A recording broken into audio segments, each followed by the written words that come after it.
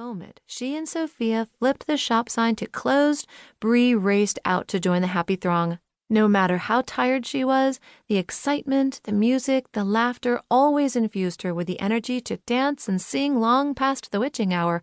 The moment she recovered, she immediately set her sights on next year's event. Even when the shop was filled to bursting, and she was certain this would be the year when they wouldn't be able to keep up with the quickly depleting stock, she loved working side by side with her grandmother and her mom, too, when she and Bree's dad happened to be in town. That occurred less and less often now. In the years since their only child had become an adult, Bree was already missing them both as this season approached. They'd barely returned from a summer trip to the Netherlands before heading off on another gallivant, as her grandmother called it, this time to the Galapagos Islands. Bree missed her parents when they were gone. Adulthood hadn't changed that, but Sophia had always sent her daughter and son-in-law off with her love and full support, and Bree did the same. She was happy her parents were out in the world doing what they loved and joined Sophia in cheering them on as they each continued to celebrate greater successes in their respective fields. In turn, after Bree had finished culinary school and, at her parents' urging, agreed to a brief stint of formal pastry education in Italy, they'd respected their daughter's decision to return home and work by her grandmother's side in the family bake shop, happily content to remain in their small hometown. Ultimately, as a family, they'd come to embrace that they were each doing what they were meant to do, and Bree held on to that. It had been her parents' shared love of art that had brought them together in the first place, eventually leading to Bree's existence in this world.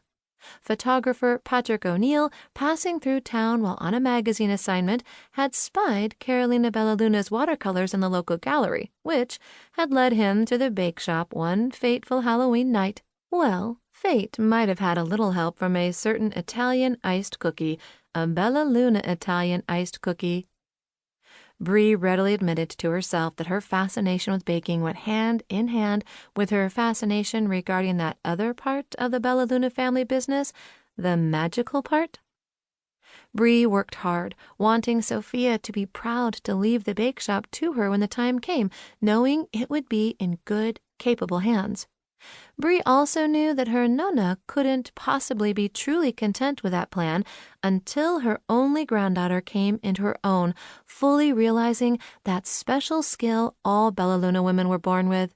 That one, very particular skill was the only one Bree had yet to master, and the only one that really mattered.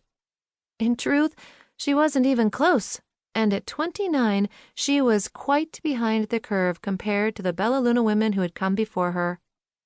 But no pressure, she murmured as she slid out the final trays carrying the results of her most recent attempt to achieve that particular goal. Every year for as long as she could remember, part of the Halloween excitement for Bree had been waiting to see if there would be another Bellaluna match. Bellaluna magic worked on any given day of the year, but it seemed especially potent around this particular holiday. As the hallowed eve neared, Bree would spend her days wondering who it would be, what fortunate soul was about to cross paths with their one true love. She tried not to be discouraged that she herself rarely got it right, but Sophia knew. Bree's mom would too, just as every Bellaluna woman who'd come before them would have known. Sophia and her mother had always explained that no spells were being cast, no enchantment bestowed, true love could not be made with magic. However, from time to time, true love did require an extra little push. A sweet bit of magic could make certain orbits collide, so fate could then take its natural course. Bree looked from the cooling racks on the work table in front of her to the other tables that lined the kitchen in the back of the bake shop, and scowled. The stainless steel surfaces were filled with rack after rack of beautifully perfect, delicately iced cookies, each one representing a previous attempt, a previous failed attempt. Proof that she wasn't joining the Bellaluna Magic Circle this year either. She picked up one of the finished treats.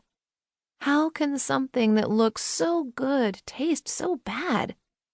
She examined it more closely, as if somehow the naked eye could see what her taste buds had already discovered, and